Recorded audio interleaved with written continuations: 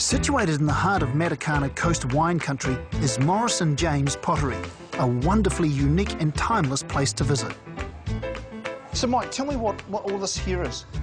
Well, the clay is dug from a quarry which is adjacent to the factory, and as the clay comes out of the ground it's naturally wet and sticky, so in order to make it easier to store, the first thing we do is to dry it out and rotary hoe it all through the summer until it ends up in this condition here, and then it goes through crushing rolls and sieves to reduce it to this size here, and then we blend it with iron sand.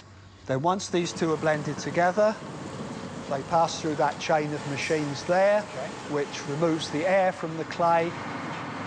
And that's the real thing? That's the real thing. It's turned into this soft plastic material, which we will be using later on to make a pot. And there in itself is some entertainment. So what do you reckon my chances are of getting this right? Fair to middling or absolutely none at all? You could be quite an impressive pot thrower, but chances are you're not. There's the challenge, rightio. Right, see, I don't even know how to... Reasonable amount of pressure inside and out so that it's not distorting too much, and then just start working your way to the top. And then just roll about 2 inches out. With the inside hand? Yep, a little bit faster. That's the one. How's that looking? That's looking pretty good. It's got a bit of a wobble in it though, hasn't it? Let's be honest. Just a little. And now you're going into putting the shape into it. So you can see with this pot, we've formed a belly. So what we want to do is form that with this pot. So you just hold the rim with your hand, right hand, push, and then left hand, you just start stretching that clay out. Okay. Well, how hard can that be?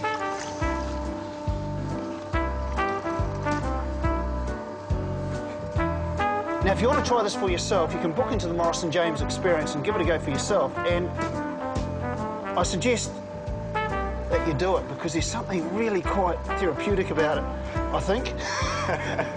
Oh, dear, oh, dear. Oh, we've got a big dent in it. What's going on? Oh!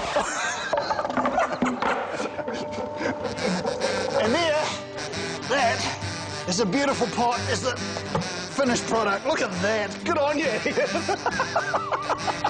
Look, if I do this, fold that over there. There you go. You can put that back in your supply and start again.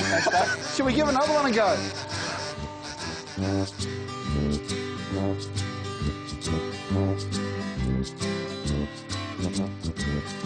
So, Ian, what makes Morris and James Pottery so unique? Well, basically, every pot's been formed individually, glazed individually, and I think that's what people appreciate. So how many would you make of these a year? Oh, crikey.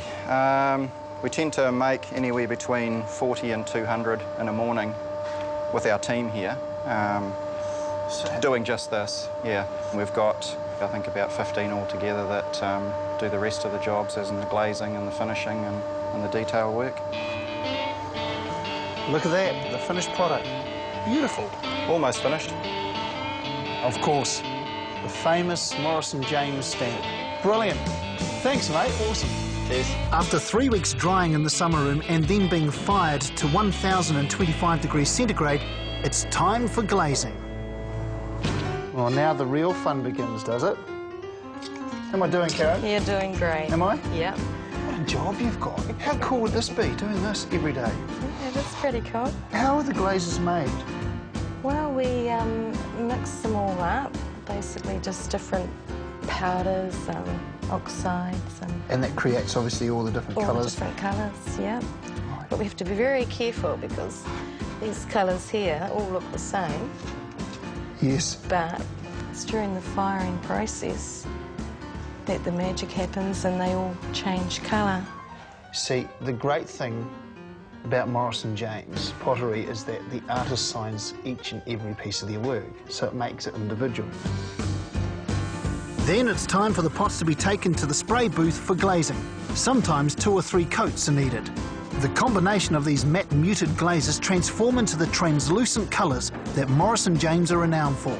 The pots then head into the kiln to be fired at 1,060 degrees centigrade. After a day of firing and being left overnight for cooling, it's finally time for the reveal. Then it's time for the final check, followed by that last finishing touch. So my plate went from that to this. Thank you very much. Well, what a great experience. My very own personalised piece of pottery, and now it's off to the Pottery Cafe for something scrumptious to eat. The courtyard setting provides a lovely environment to relax in and enjoy that cafe meal.